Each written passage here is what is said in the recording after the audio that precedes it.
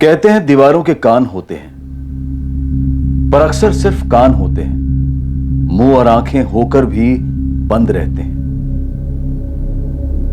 घर की चार दीवारों के बीच पनप रहे तनाव और दर्द को न देखते हैं न बयां करते हैं। चार दीवारों के बीच न सिर्फ इंसान का दम बल्कि पूरी रूह घुट जाती है। पर चार दीवारों के पीछे मिले तन पर घाव और दिल का दर्द दोनों अक्सर छुपाए जाते हैं।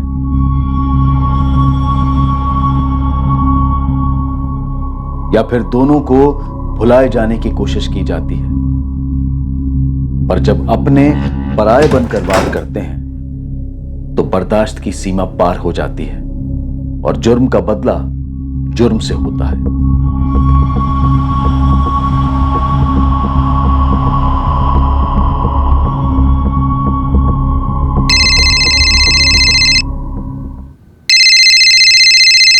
हाँ माँ, बस निकल ही रहा हूँ। 9:20 की फ्लाइट है, 11:30 पहुंचेगी दिल्ली। रात को होटल में रुकूंगा, सुबह आऊंगा बाय रोड हिसार, सीधा विक्की के मंडप में। जी माँ, प्रणाम। आओ। शुभम प्लीज सबको समझा देना कि मैं क्यों नहीं आ पाई। ऑफ कोर्स नंदिनी, कोई फॉर्मेलिटी तो है नहीं ना। विक्की और उसकी वाइफ जब मुंबई आएंगे ना, तगड़ी पार्टी देंगे उन्हें। ऑफ कोर्स यस, और मेरा गिफ्ट देना मत भूलना उसे। श्योर। और सुनो, अपनी कमर का ध्यान रखना, ठीक है? एक मिनट। अरे मेरी टैक्सी आ गई, चलो परसों मिलता हूँ। ओके?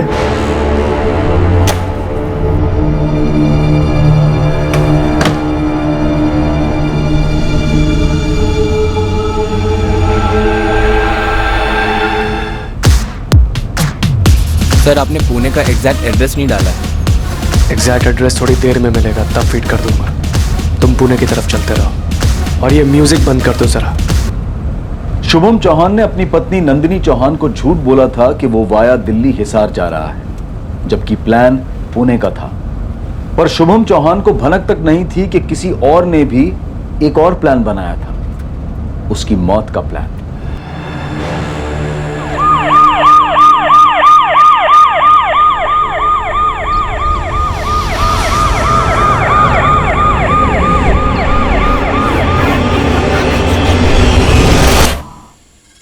कोई गाड़ी या किसी और को जाते देखा? नहीं साहब, बहुत जोर से लगी थी तो मैं झाड़ी में आ गया।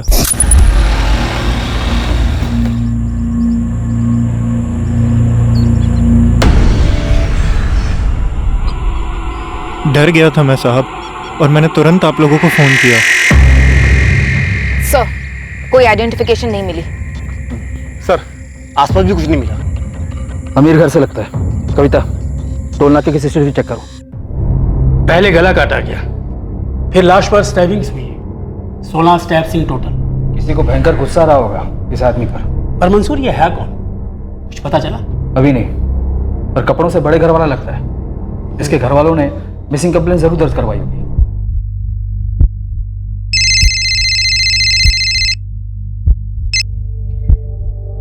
हाँ बे। भाभी नमस्ते। भैया फोन क्यों नहीं उठा रहे हैं? अरे पर शुभम को तो अभी तक पहुंच जाना चाहिए था। वही तो बात है, यहाँ विक्की की शादी भी हो गई है और भैया की कोई खबर भी नहीं है। बताओ। पर शुभम तो कल रात की फ्लाइट से ही दिल्ली चले गए थे। मम्मी जी से बात भी तो हुई थी। हम लोग बहुत परेशान हो रहे हैं भाभी, जरा देखिए ना क्या बात है। हाँ हाँ, मैं देखती हूँ।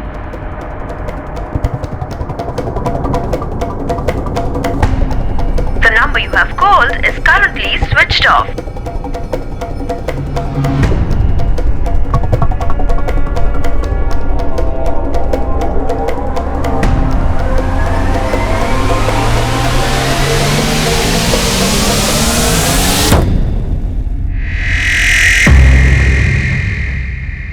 यही है, स्पीड अप टैक्सी से पुणे आया था।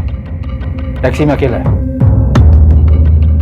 टैक्सी नंबर है MHXX994E। टैक्सी कंपनी को कॉल करके ड्राइवर का नंबर लो और उसे लाश की फोटो भेजो तुरंत। नंदिनी जी, आपके पति मिस्टर चौहान कल शाम की फ्लाइट से दिल्ली गए थे? जी, वो रात को होटल में रुक के सुबह हिसार के लिए निकलने वाले थे बाई रोड। कौन सी एयरलाइन की फ्लाइट थी? सॉरी, ये तो नहीं पता। दिल्ली के किस होटल में रुकने वाले थे, कुछ पता है? सॉरी, ये भी नहीं पता। वो बस 2 दिन के लिए जा रहे थे। कल लौट के आने वाले थे फैमिली में एक वेडिंग अटेंड करके। दिशा, एक काम करो, कल शाम की मुंबई से दिल्ली जाने वाली सारी फ्लाइट्स चेक करो और मिस्टर चौहान का फोन ट्रैकिंग बढ़ा दो। Right sir. ठीक है मिस्टर चौहान, हमें जैसे कुछ पता चलेगा हम आपको इन्फॉर्म करेंगे। मैडम जी, फोटो देखा मैंने, वही आदमी है, मिस्टर शुभम चौहान। कल शाम को उनकी बुकिंग थी पुणे के लिए। उनको मैंने मलाड के शाइनिंग पर्ल अपार्टमेंट से पिकअप किया था। शाम, मुझे शाइनिंग पर्ल अपार्टमेंट का एग्जैक्ट एड्रेस चाहिए, जल्दी मैसेज करो। जी मैडम, अभी कर देता हूँ। सर, स्पीड अप कंपनी के टैक्सी ड्राइवर श्याम शुक्ला ने फोटो आइडेंटिफाई की है। कोई शुभम चौहान है, मलाड वेस्ट मुंबई से, ये उसका एड्रेस है। इस नंबर पर कोई और मूवमेंट? सर, अभी भी फोन स्विच ऑफ आ रहा है। इस एड्रेस का लैंडलाइन निकाल कर फोन करो। मम्मी जी, मैंने मिसिंग कंप्लेंट दर्ज करा दी है। पुलिस पता कर रही है कि क्या हुआ है। उसने तुम्हें कुछ नहीं बताया था नंदिनी? बताया होता तो मैं आपको और पुलिस को बताती ना। मेरी तो जान ही निकली जा रही है। मम्मी जी, मेरा भी यही हाल है। मुझे जैसे कोई खबर मिलती है ना, मैं आपको फोन कर दूंगी।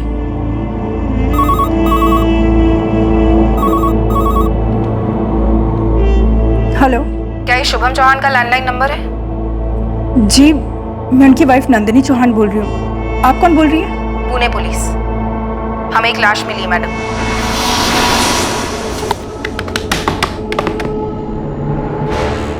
कौन था यह आगंतुक की अचानक आधम का अजनबी जिसने मुंबई के खुशहाल चौहान परिवार पर कहर बरसाया था? क्या थी इस आगंतुक की मंशा जिसके चलते शुभम चौहान की इतनी भयंकर हत्या कर दी गई? उसी दिन लाश की शिनाख्त करने के लिए उसकी पत्नी नंदिनी चौहान पुणे पहुंची और उसने अपने पति की लाश को पहचान लिया।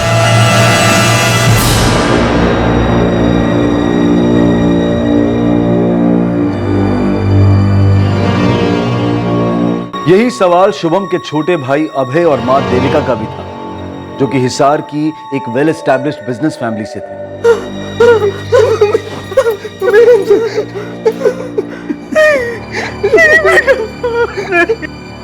इतनी बेरहमी से की गई हत्या किसी गहरी दुश्मनी और नफरत दोनों की तरफ इशारा कर रही थी। इस कत्ल और उसके मकसद को समझने से पहले शुभम चौहान को समझना जरूरी था। कौन था यह आदमी? क्या था इसका इतिहास और वर्तमान जिसने उसके भविष्य पर इतनी बेरहमी से रोक लगा दी थी? नंदिनी जी, क्या काम करते थे आपके husband? Shubham online content writer थे। वो वेबसाइट्स के लिए आर्टिकल लिखते थे। उन सभी वेबसाइट्स के नाम लिखकर दे दीजिए आप हमें, प्लीज।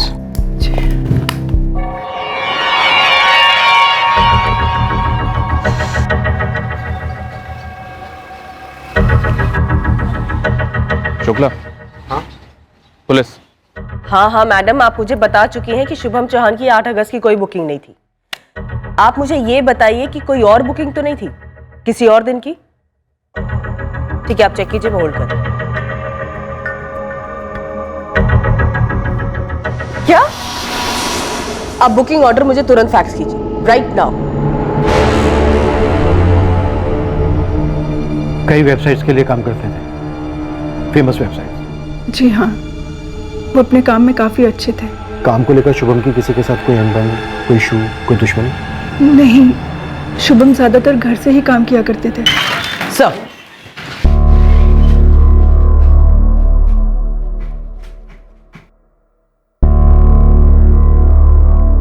नंदिनी जी, आपके पति ने 8 अगस्त की नहीं बल्कि 9 अगस्त की सुबह की फ्लाइट बुक की थी। क्या? पुणे टू मुंबई सुबह 6 बजे की और मुंबई टू दिल्ली सुबह 8 बजे की। क्या वजह रही होगी कि आपके पति ने आपसे झूठ बोला? No idea sir. शुभम का अक्सर पुणे आना जाना होता था, कोई जान पहचान वाला रहता होगा? नहीं, ऐसा तो कुछ नहीं था साहब। उन्होंने पुणे में कोई ड्रॉप एड्रेस नहीं डाला था। मैंने पूछा तो बोले बताएंगे। तो कब बताया और कहाँ ड्रॉप किया? जब हम पुणे में एंटर हुए ना साहब, तब उनको एक कॉल आया था। हेलो, हाँ पुणे पहुंच गया हूं मैं। GTI कॉलेज क्रॉस किया है। कहाँ पर? अच्छा, आता हूं मैं। भैया, ये रोड के एंड से पहले जो लेफ्ट है वहां रोक लीजिएगा। जी।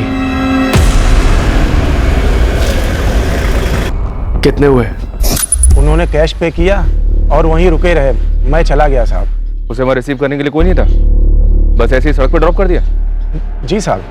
अगर तू झूठ बोल रहा है ना, तो याद रखना, ये तेरी जिंदगी का आखिरी खाना होगा। शुभम घर से बहुत कम बाहर निकला करते थे। ये हिसार वाली शादी के लिए वो महीनों बाद मुंबई से बाहर जा रहे थे। उनकी दुनिया, उनका काम ही था, उनका कंप्यूटर। बिल्डिंग में किसी के साथ कोई झगड़ा या फिर कोई और पुरानी दुश्मनी? नंदिनी जी, आप ठीक हैं? दुश्मनी बिल्डिंग में नहीं थी, घर में थी, हमारे घर में। किससे? शौर्य, हमारा बेटा। वो उन दिनों कॉलेज के फाइनल ईयर में था। शौर्य, शौर्य दरवाजा खोलो and come out right now. Shaurya, मैं क्या बोल रहा हूं? Open the door. शौर्य, इतनी हिम्मत तुम्हारी, घर में ड्रग्स लोगे तुम? डैड, मैंने ड्रग्स नहीं लिए हैं। शौर्य, हाउ डेयर यू! तुम्हारी हिम्मत कैसी हुई अपने डैड पे हाथ उठाने की? मैंने हाथ नहीं उठाया। डैड झूठ बोल रहे हैं, मैंने ड्रग्स नहीं लिए हैं। Shut up! पहले भी मैंने तुम्हें ड्रग्स के साथ पकड़ा था। तुमने प्रॉमिस किया था कि तुम ये दोबारा नहीं लोगे। लेकिन अभी मैंने ड्रग्स नहीं किए हुए हैं। नहीं लिए तूने? तो ये क्या है? किसका है ये? नंदिनी, ये हार्ड ड्रग्स हैं। This is bloody serious. बकवास है ये। मैं हार्ड ड्रग्स नहीं लेता हूं, ये मेरा नहीं है। मुझे नहीं पता है कैसे ये मेरे बैग में आया। किसके है फिर? मेरे? तुम्हारी मॉम के? तुम्हारी बहनों के? शुभम और मैंने उसे काउंसलर के पास भेजा, रिहैब भी भेजा, पर नहीं, हर बार वहां से भागा आता और फिर ड्रग्स के साथ पकड़ा जाता। घर से पैसे भी चुराने लगा था। नंदिनी, मेरे वॉलेट से कैश तुमने लिया है? नहीं तो तारा, जिया, कितने लिए उसने? क्या फर्क पड़ता है? चोरी चोरी ही होती है। कुछ ही दिनों में घर से चीजें गायब होने लगी, फिर मेरे गहने। हम थक गए थे।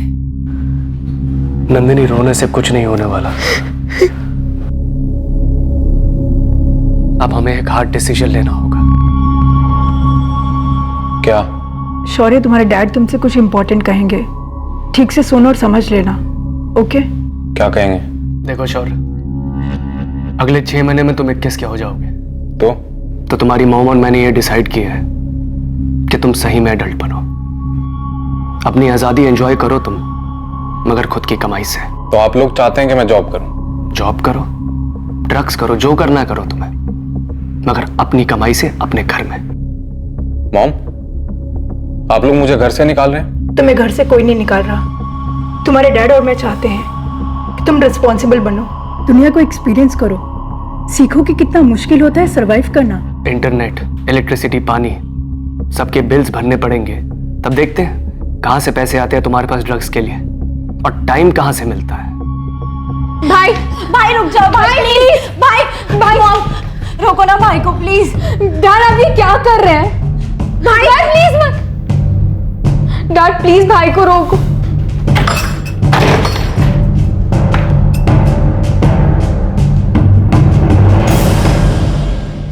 दिल पर पत्थर रख के हमने ये फैसला लिया था, पर शौर्य ने उसकी अहमियत नहीं समझी। अपने ही घर को बर्बाद करने की ठान ली थी उसने। इस वक्त कहाँ है शौर्य? करता क्या है? लास्ट सुना था किसी पिज्जा चेन में काम कर रहा है। मेरा फोन तक नहीं उठाता। और आपको लगता है शौर्य ने ही अपने डैड का मर्डर किया है?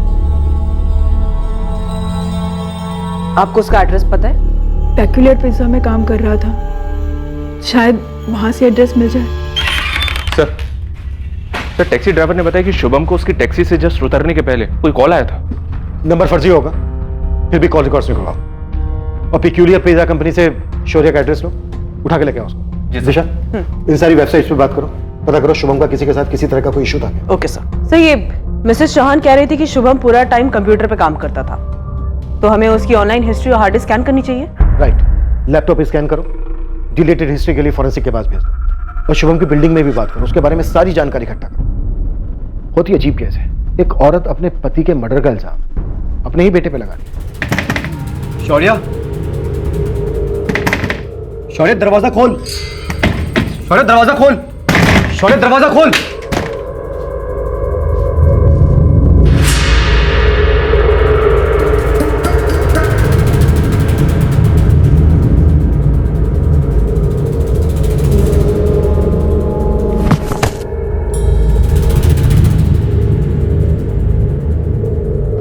Thank you Nandi ji.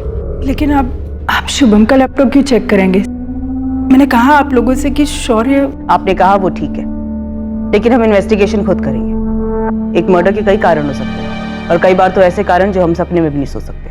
Thank you for this.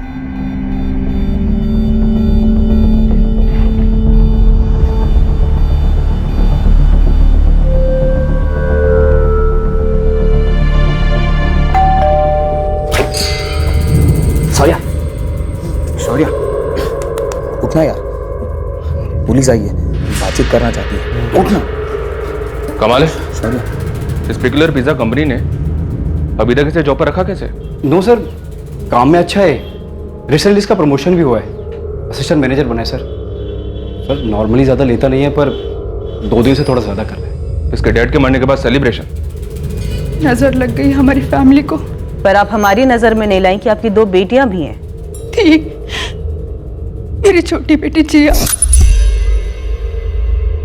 2 साल पहले ही।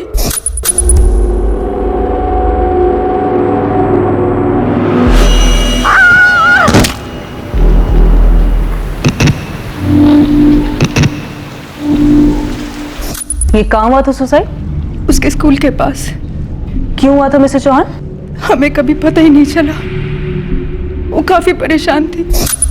जिया, अपने हाथ दिखाओ।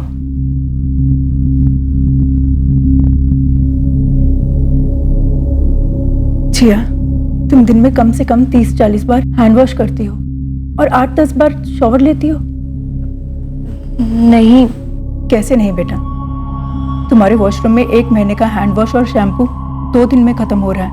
ये देखो प्रूफ। क्यों बेबी, क्यों?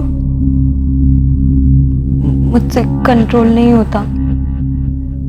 सॉरी, मैं ट्राई करूंगी ना करने की। बेटा आपको कोई बात डिस्टर्ब कर रही है क्या? स्कूल में कुछ हुआ है? देखो जिया, हमें बताना पड़ेगा ना आपको। मॉम और डैड आपकी मदद कर सकते हैं, प्लीज। शुभम मेरी लाडली थी जिया, बिल्कुल सीधी सी, सहमी सी, कभी कोई डिमांड्स नहीं, शौर्य से एकदम अलग। और आपकी बड़ी बेटी तारा? शौर्य की फीमेल वर्जन, सिद्धि। छोटी छोटी बात पर लड़ना। 2018 में अपनी मर्जी से अपने कलीग अभिषेक के साथ शादी कर ली और 1 साल के अंदर उससे लड़के वापस आ गए। क्या हुआ तारा? क्या हुआ? तारा, क्या हुआ बेटा? मैं अभिषेक को डिवोर्स दे रही हूँ। डिवोर्स? पर किया क्या है उसने? पागल मत बनो तारा, शादी डिवोर्स कोई बच्चों का खेल नहीं होता। गुड गुड के जीना भी तो कोई खेल नहीं है ना माँ। जो मेरे अंदर चल रहा है वो सिर्फ मैं ही जानती हूँ। हमने उनका पैचअप कराने की पूरी कोशिश की, पर तारा नहीं मानी। माजरा क्या था? ये पति अभिषेक, अफेयर था उसका, हाथ उठा था तारा पे। अभिषेक तो अच्छा लड़का था, वो तो बस तारा को उसमें सिर्फ बुराइयां ही दिखती थी। अभिषेक का घर छोड़ने के बाद तारा हमारे साथ 3 महीने तक रही और फिर सडनली मैं और शुभम उसके लिए विलन बन गए। कम ऑन तारा, हमने ऐसा भी क्या कर दिया है? मुझे कोई बात नहीं करनी है। तारा रुको, ये क्या बचपना है? तारा मेरी बात। फोन नंबर चेंज कर लिया, कोई एड्रेस नहीं छोड़ा, 3 महीने से कोई कांटेक्ट नहीं। पर हुआ क्या था? वो ही जाने।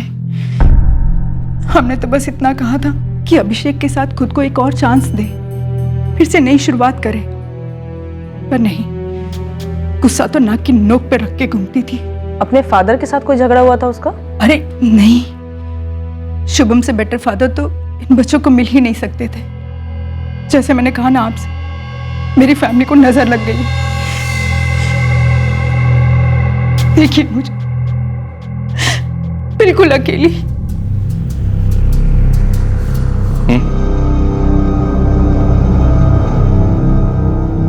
शौर्य, 8 अगस्त की रात तुम कहाँ थे? 8 अगस्त? परसों रात? परसों तो मैं यही घर पर ही था। सर 8 अगस्त को मेरा ऑफ था, तो पूरी शाम में घर पर ही था। और शौर्य? इसकी ड्यूटी थी तो शायद ही घर पर नहीं था। हाँ, मैं ड्यूटी पर था। नहीं थे? सर 8 अगस्त को शाम को 6 बजे से लेकर रात को 2 बजे तक मेरी ड्यूटी थी पेक्यूलियर पिज़्ज़ा में। दरअसल हम तीनों वहीं पर जॉब करते हैं। शौर्य की भी शिफ्ट थी सर, लेकिन इसने सीक लीव ली थी। हाँ, मेरी तबीयत खराब थी। कौन से हॉस्पिटल में थे? क्योंकि घर पर तो तुम नहीं थे। हॉस्पिटल? नहीं, याद है मैं मूवी देखने गया था सर। मूवी कौन सी थी? थिएटर कौन सा था? थिएटर यहीं पास में ही था। अगर तुम एक्टिंग कर रहे हो ना तो बहुत अच्छी एक्टिंग कर रहे हो, लेकिन अगर वाकई में तुम्हें परसों का दिन याद नहीं तो ये नशा तुम्हें बहुत जल्द खत्म करेगा। नशा यादें खत्म करता है, इसलिए करता हूँ। शौर्य चौहान ने ऐसा क्या किया था कि जिसकी यादों को भुलाने के लिए वो नशे का सहारा ले रहा था? नंदिनी के शब्दों में उसके परिवार को किसकी नजर लग गई थी? शुभम चौहान के कत्ल की तहकीकात दरअसल एक परिवार का पोस्टमार्टम साबित हुआ।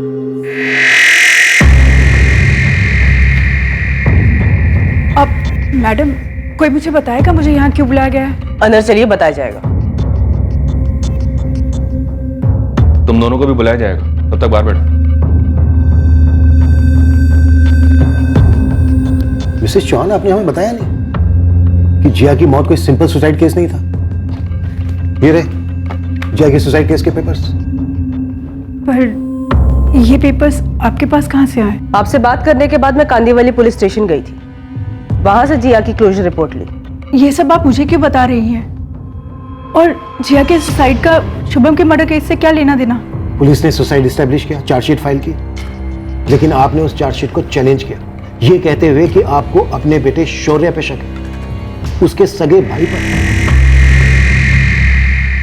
मुझे सिर्फ इसलिए अरेस्ट किया गया क्योंकि मेरे सेलफोन का लोकेशन उस बिल्डिंग के बाजू का दिखाई दे रहा था जहां से मेरी बहन जिया कूदी थी। जब मॉम डैड ने मुझे घर से निकाला तब मैं मेरे फ्रेंड कार्तिक और असलम के फ्लैट में मूव इन हुआ। उन्होंने मेरी पेक्यूलियर पिज़्ज़ा में जॉब लगवाई। 1 साल के प्रोबेशन के बाद मैं कंफर्म हुआ था। मुझे खुश होना चाहिए था, लेकिन जिया की सुसाइड को लेकर काफी डिप्रेस था।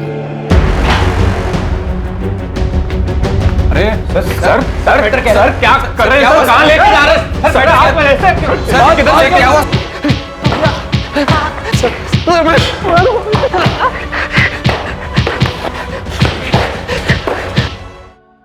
मुझे बहुत पीटा गया, कुत्तों की तरह। लेकिन सर मैं यही कहता रहा कि मैं मेरी छोटी बहन का मर्डर क्यों करूंगा। पूरे 6 महीने इन्वेस्टिगेशन चली, लेकिन वो लोग मेरे खिलाफ कुछ साबित नहीं कर पाए। सुसाइड के वक्त तुम्हारा फोन लोकेशन उस इलाके में क्यों था? क्योंकि सर वो बिल्डिंग और जिया का स्कूल मेरी पिज्जा आउटलेट के बगल में है। जिया कभी कभी मुझसे मिलने आती थी।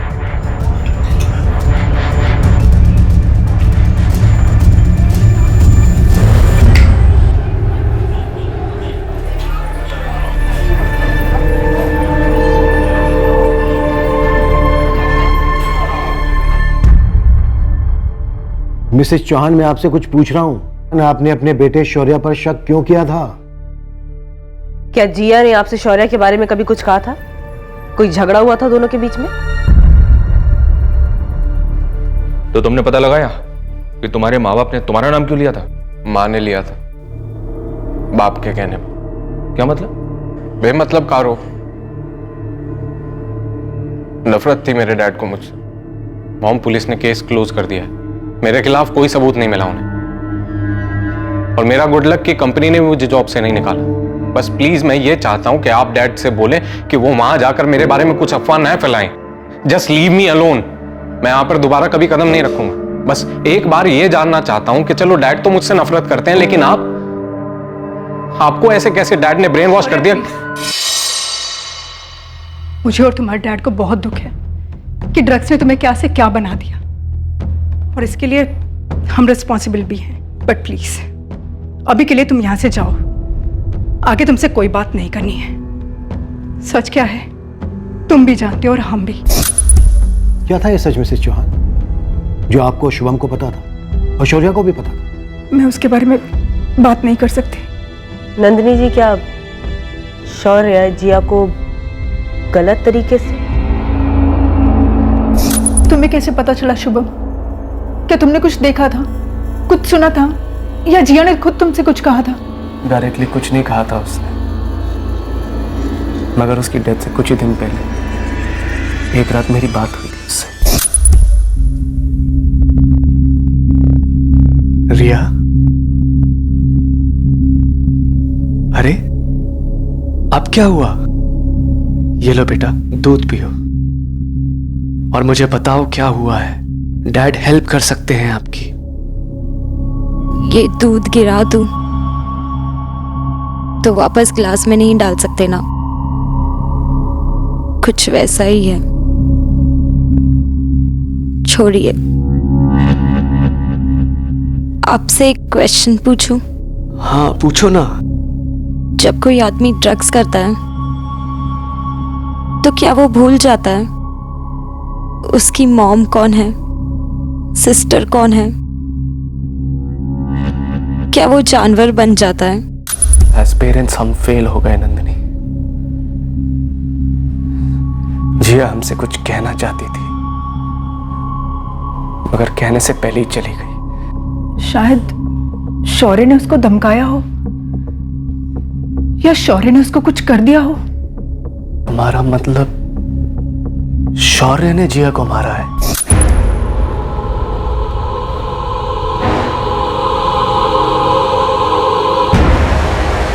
आजा जिया। भाई, आपने मुझे यहाँ क्यों बुलाया है? कुछ बोलिए तो। कह रही थी मम्मी डैडी को बताएगी। आप अगर ये सब बंद नहीं करेंगे तो मैं बोलूंगी। मुझे गंदा लगता है भाई। अब नहीं लगेगा।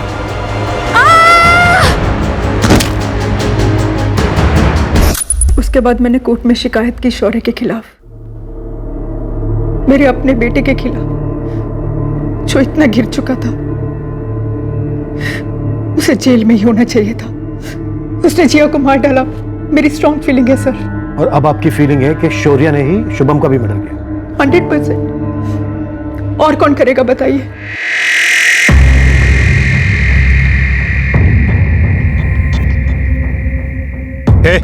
चलो तुम दोनों, और सुन, गलती से जाके टॉयलेट में नशा करेगा ना, वहीं फ्लश कर डालूंगा, समझे? तुम लोग भी नशा करते हो? मैं कभी कभी। ये नहीं करता सर। पर सर इस मर्डर में हमारा कोई कनेक्शन नहीं है सर। अटेम्प्ट टू मर्डर का तो है ना। तुम लोग पिज्जा बनाते हो, इतना तो पता ही है कि पिज्जा बनाने से पहले काफी तैयारी पहले से करके रखनी पड़ती है, फिर उसको सजाकर ओवन में डाल दिया जाता है। जी सर। हमारा भी कुछ ऐसा ही है। तुम तीनों को उठाने से पहले थोड़ी तैयारी हमने भी करके रखी। साहब, ये जो आपका शुभम चौहान है ना, वो जहाँ रहता था शाइनिंग पल अपार्टमेंट, उसके पास एक रास्ता है। वो सुनसान रास्ता जो पीछे की तरफ जाता है? जी मालिक। तो वहाँ चरसी मंडली बैठती है। और ये लड़का शौर्य भी चरसी है। तो उनमें से एक चरसी ने टिप दी कि करीब 2-2.5 साल पहले दिसंबर 2016 में इस शुभम चौहान पर उसी रास्ते में कोई हमला हुआ था। दिसंबर 2016 में 3 नकाबपोश लोगों ने हमला किया था शौर्य को उसके अपने घर से निकाले जाने के बाद, जब वो तुम दोनों के साथ रहने आया था। सर, दरअसल शौर्य अपने डैड से नफरत करता था और उन्हें चोट पहुंचाना चाहता था। दरअसल सर हमारा इरादा उनको चोट पहुंचाना था, मर्डर करना नहीं था सर। बस सर, हम शौर्य की बातों में आ गए थे। उसे एक टाइम सर, सिर्फ उसे एक टाइम।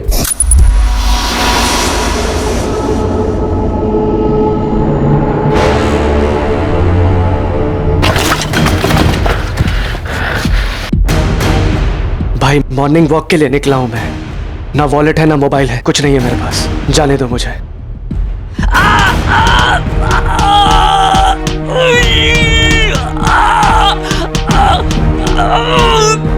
शौर्य, चल आजा, बहुत हो गया।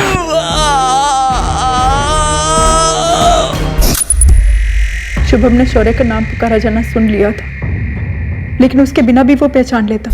मैंने उसकी आंखों में अपने लिए इतनी नफरत देखी है। वो ड्रग्स लेकर पागल होता जा रहा है, कल को कुछ और भी कर देगा। करने दो उसे, पर मैं अपने बेटे के खिलाफ पुलिस में कंप्लेंट नहीं करूंगा, फिर भले ही मेरी जान क्यों ना ले ले। काश उस दिन टांग की जगह सर फोड़ दिया होता डैड का, मार दिया होता, जो तुमने अब कर दिया है ना। सर काश किया होता, सुकून मिलता मुझे, लेकिन मैंने नहीं किया और आप ये कभी साबित नहीं कर पाएंगे कि मैंने किया है। वो हम पे छोड़ दो। एक एक बात साबित की जाएगी। कैसे? सर 8 अगस्त को मैं फिल्म देख रहा था मुंबई में और डैड वहां पुणे में मारे गए। सर समझो अगर मैं मुंबई में नहीं था तो डैड मुझसे मिलने पुणे क्यों आते? और वो मॉम से झूठ बोलकर पुणे गए ये कहते हुए कि दिल्ली जा रहे हैं। सर आपको कोई बड़ा झोल नजर नहीं आ रहा है? इस वक्त मुझे सिर्फ तुम नजर आ रहे हो शौक। 2 घंटे पहले तक तुम खुद का नाम ठीक से नहीं बोल पा रहे थे और अब एक शातिर जासूस की तरह बात कर रहे हो। जासूसी आपको करनी है। पुराना केस खोलिए, मेरी बहन जिया के सुसाइड का। सर मैं आपको लिख कर देता हूं कि मेरी बहन जिया के सुसाइड में मेरे डैड का हाथ था। जिया इतनी डाउन क्यों लग रही हो? भाई डैड ने आपको घर से नहीं निकालना चाहिए था। मैं मिस करती हूँ आपको। आई नो जिया। और कोई बात तो नहीं है ना? स्कूल में कोई प्रॉब्लम या फिर कोई लड़का? जिया ऊपर देखो। भाई को नहीं बताइए? कुछ नहीं भाई, अब कोई कुछ नहीं कर सकता, मुझे ही कुछ करना पड़ेगा। जिया उसे सच झूठ सही गलत के बीच में कुछ समझ में नहीं आता। अब तो मुझे शर्म भी नहीं आती कि मैंने शौर्य को जन्म दिया। मेरे अंदर अब उसके लिए कोई फीलिंग्स नहीं बची है। मेरी मॉम से जिया ने कुछ कहा ही नहीं होगा क्योंकि मॉम डैड के अलावा किसी की सुनती ही नहीं थी। सर आप मेरी बड़ी बहन तारा से कांटेक्ट कीजिए। जिया ने तारा को जरूर कुछ ना कुछ तो बोला होगा। पर तारा का कोई पता नहीं था। तारा अपने पति से अलग क्यों हुई थी और फिर वो अपना घर छोड़कर कहां गायब हो गई थी और क्यों? मुझे क्या पता वो कहां चली गई है। मुझे मिलेगी तो मैं सबसे पहले उसे डिवोर्स देकर मुक्त हो जाऊंगा। तारा तुमसे अलग क्यों हुई थी? I don't know. इसका जवाब आपको सिर्फ तारा ही दे सकती है। और प्लीज आप जाइए और उसे ढूंढिए, मेरे सामने लाकर खड़ा कीजिए। मेरी लाइफ रुकी हुई है उसकी वजह से। 8 अगस्त को तुम कहाँ थे? मैं पिछले 3 हफ्तों से सिंगापुर में था काम से। परसों ही लौटा हूँ और पेपर्स में पढ़ा मैंने अपने फादर इन लॉ के मर्डर के बारे में। अभिषेक वाकई में सिंगापुर में था? यस सर, मैंने उसकी कंपनी से चेक किया, एयरलाइन टिकट सब इन प्लेस है। शुभम की ऑनलाइन वेबसाइट से कोई फीडबैक? मैंने सभी वेबसाइट्स को कांटेक्ट किया, सब यही कह रहे हैं कि उसका किसी के साथ कोई इश्यू नहीं था और हाँ, किसी ने उसको पुणे भी नहीं भेजा था। तो शुभम अपनी वाइफ को झूठ बोलकर पुणे गया क्यों था? कोई तो माजरा है शुभम को लेकर। सब वो जो कॉल आई थी कार में।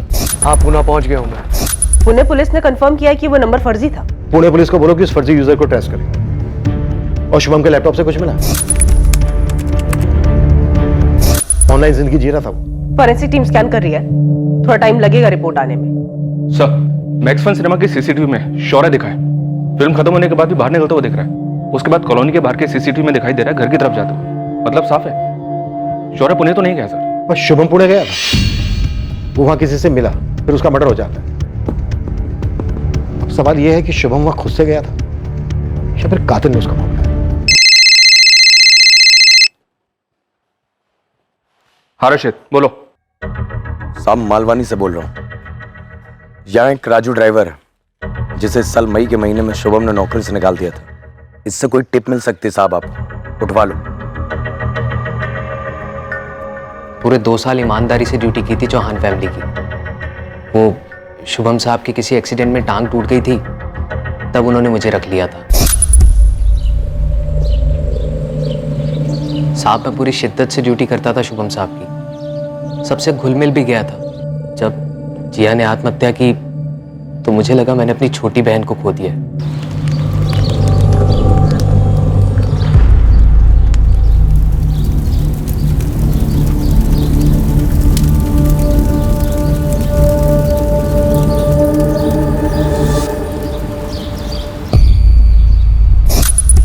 मैं अपने आप को उस फैमिली का मेंबर समझने लग गया था सर। नंदिनी मैडम और तारा के साथ काफी घुल मिल गया था।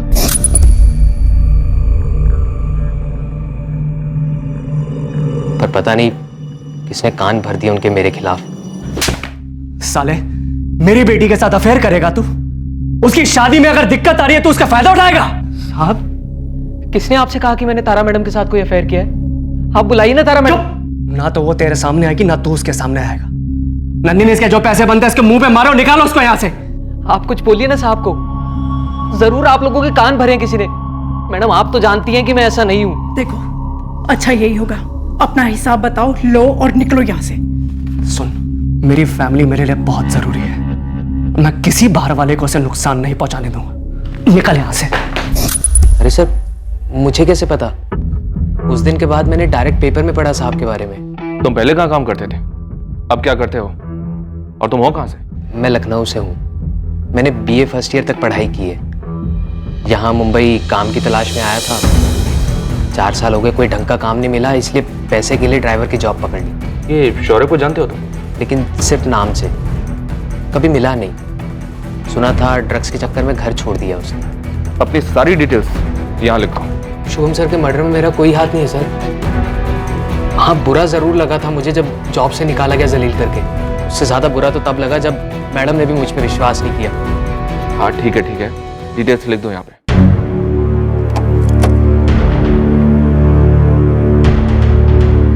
नंदिनी जी, पहले आपने हमें जिया के बारे में नहीं बताया, फिर आपने हमें अपने ड्राइवर राजू के बारे में नहीं बताया। हमसे इतनी इंपॉर्टेंट इन्फॉर्मेशन छुपाने का कोई खास कारण? नहीं, छुपाने जैसा कुछ नहीं है, बल्कि घिन की वजह से नहीं बताया। आपकी फीलिंग्स अपनी जगह है नंदिनी जी, लेकिन ये इंपॉर्टेंट इन्फॉर्मेशन है। क्या कोई और बात है जो घिन की वजह से आप हमें नहीं बता रही हैं? नहीं, कुछ नहीं, पर अफेयर था। मुझे और शुभम को इतनी शर्म आई हमारी बेटी पर।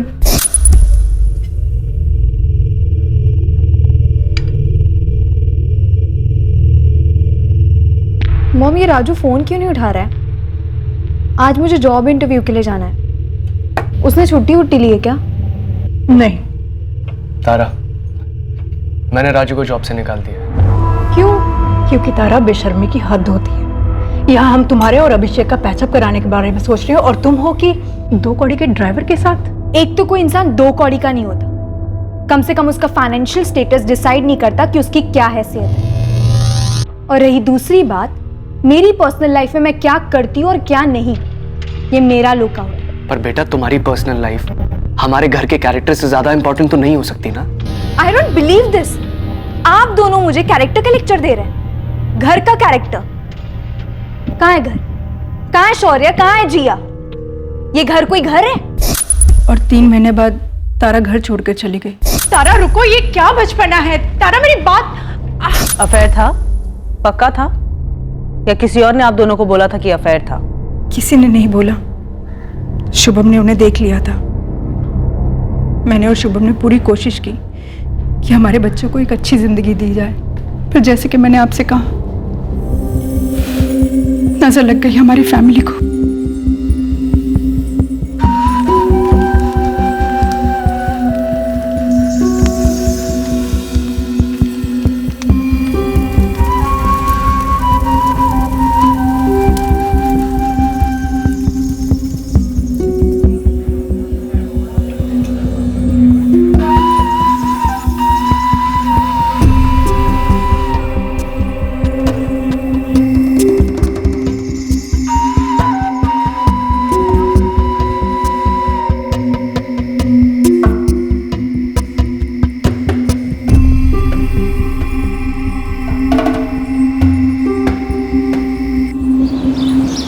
अबे, क्या पुणे में कोई तुम्हारा रिश्तेदार वगैरह है जहाँ शुभम गया हो? जी नहीं, हमारा कोई रिश्तेदार पुणे में नहीं रहता। जब शुभम हिसार में था या जब दिल्ली में जॉब कर रहा था, कभी किसी ने उसे जान से मारने की धमकी दी हो या किसी क्रिमिनल से पाला पड़ा हो अतीत में? जी नहीं, कभी नहीं। शुभम का एक अतीत तो था जिसकी पुलिस को उस वक्त कोई जानकारी नहीं थी। साथ ही शुभम का एक छुपा हुआ वर्तमान भी था जिसकी पुलिस को ही नहीं बल्कि उसकी फैमिली को भी भनक नहीं थी। तारा की खोज ने शुभम के वर्तमान और अतीत दोनों का पिटारा खोला।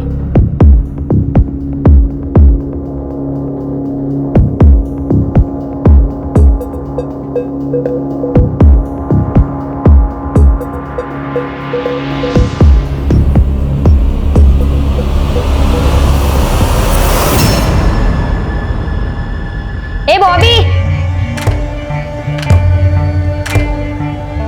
जी डोली मैम। बॉबी क्या है ये? इस फोटो को निकाल यहाँ से, डिलीट कर। ये लड़की तो अब मिलने से रही। अरे उस जगन ने एडवांस लेकर धोखा किया है मेरे साथ। लेकिन बॉबी, अगर जगन ने इस लड़की का सौदा कहीं और कर दिया ना, तो मैं उसे छोड़ूंगी नहीं।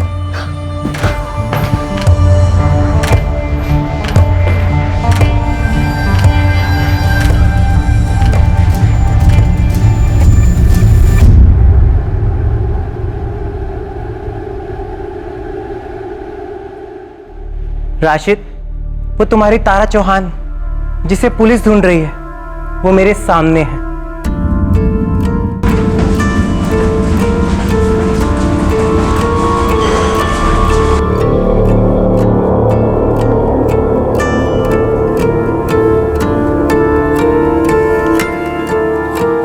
अरे रुक राशिद, धीरे, आराम से। चल बोल, डॉली मैडम कौन है, जगन कौन है? साहब मेरा एक दल्ला दोस्त है पुणे में, बॉबी नाम है उसका। वो इस डॉली मैडम के लिए काम करता है। साहब डॉली मैडम लड़कियों का धंधा चलाती है, वो भी ऑनलाइन। ये सारी लड़कियां सप्लायर से खरीदी जाती हैं, फिर वो डॉली मैडम की प्रॉपर्टी बन जाती है। साहब ये बॉबी ऑफ साइड काम देखता है, होटल बुक करना, लड़कियों को टाइम पर लाना, उनकी पेमेंट करवाना, सब। साहब ये बॉबी डॉली मैडम के छोटे मोटे काम भी करता है, मोटा मोटा बिजनेस मैनेजर है इनका। और ये जगन लड़के सप्लाई करता है डॉली के लिए? बिल्कुल साहब, ये जगन अलग अलग जगह से लड़कियां ढूंढता है, खरीदता है, फंसाता भी है। तो बॉबी ने मुझसे बोला कि जगन ने डॉली से एडवांस लिया था तारा के लिए, लेकिन जगन ने लड़की डिलीवर नहीं की और जगन फरार है साहब। ये जगन भी पुणे का ही है? जी साहब। शुभम भी पुणे गया था सर, और वहां उसका मर्डर हुआ। सर, पुणे पुलिस से मैसेज आया है, वो जो फर्जी नंबर था जिसे शुभम को फेक कॉल आई थी, वो ट्रेस हो गया है। नाम पता चला उसका? ये सब कोई हिस्ट्री शीटर है, प्रोस्टिट्यूशन के केस में सजा काट चुका है। जगन सेठी नाम है उसका? Yes sir. शुभम चौहान को उस आदमी का फोन आया था जो डॉली मैडम को उसकी बेटी बेचना चाहता था। How possible? उसकी अपनी सगी बेटी? Inspector Saurabh Rawat, Malad police station. Inspector Rawat, मैं एक्स एसीपी राघव कुमार बोल रहा हूँ। 10 साल पहले मैंने पुलिस फोर्स से अर्ली रिटायरमेंट ली थी और तभी से मैं अपनी प्राइवेट डिटेक्टिव कंपनी चला रहा हूँ। जी राघव साहब बोलिए, क्या सेवा कर सकते हैं आप? सेवा तो दरअसल मुझे करनी है तुम्हारी, शुभम चौहान मर्डर केस को लेकर। राघव साहब, आप हमें शुभम चौहान मर्डर केस की टिप दे रहे हैं? दरअसल 9 साल पहले का मेरा एक केस था। जब मैंने शुभम चौहान के मर्डर के बारे में पढ़ा तो सोचा आपको फोन करूं। देखिए, ये जो तीनों बच्चे हैं, तारा, शौर्य, जिया, ये शुभम के अपने बच्चे नहीं हैं। शुभम इनका असली पिता नहीं है। व्हाट? शुभम चौहान, शौर्य, तारा, जिया इनके सगे फादर नहीं थे? बिल्कुल।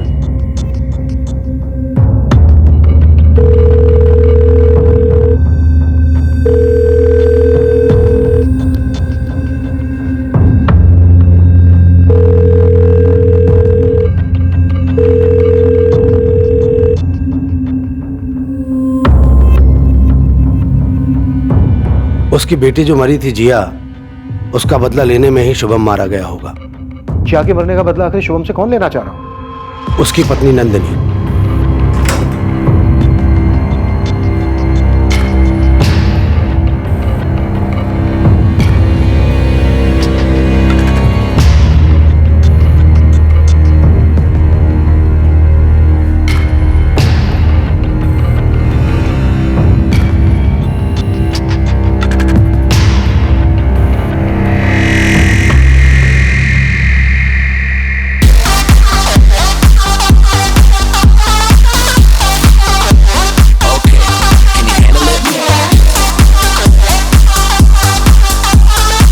हमेशा निशाना बनाया था साले पे, लेकिन निशाना किसी और का लगा। लेकिन क्या लगा बॉस?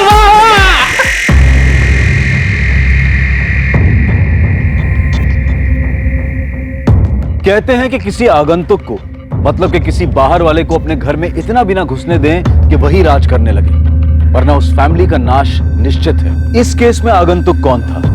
ड्राइवर राजू या तारा का पति अभिषेक, या ड्रग्स से चूर हुआ खुद को भूल चुका शौर्य जो घर वाला होकर भी बाहर वाला हो गया था। इस केस की तहकीकात घर की 4 दीवारों में उबल रहे उस तनाव को, उस चौंकाने वाली, दुखद और भयंकर किस्म की सच्चाइयों को टटोलने वाली थी, उन पर रोशनी डालने वाली थी। जहां पीड़ित और पीड़ा अक्सर गुमनाम और पर्दे के पीछे रहते हैं, दर्द का घूंट पीते रहते हैं। कल रात 11 बजे इस केस के दूसरे और आखिरी भाग में देखिए कि किस तरह से जिया की मौत से शुभम के मर्डर का ताल्लुक था, और क्या जिया की मौत सुसाइड थी या फिर कुछ और। अब मैं अनूप सोनी आपसे विदा लेता हूं। कल रात 11 बजे आपसे फिर मुलाकात होगी एक और नए केस के साथ। और याद रखें, क्राइम और आपके बीच में सिर्फ इतना फर्क है कि आप कितने सतर्क हैं। सतर्क रहें, सुरक्षित रहें। जय हिंद।